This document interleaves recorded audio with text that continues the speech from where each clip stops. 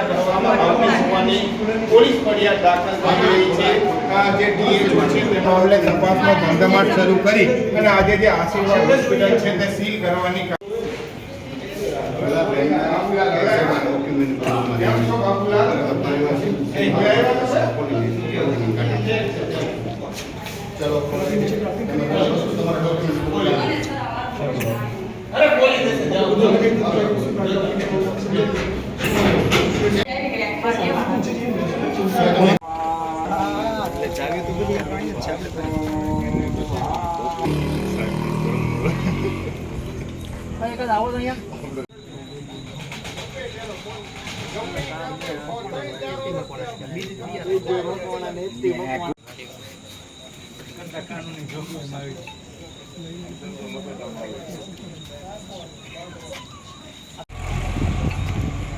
પેલા એની માથે ફાયર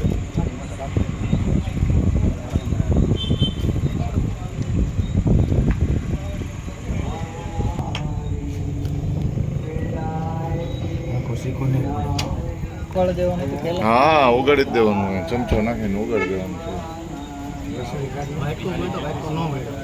છે.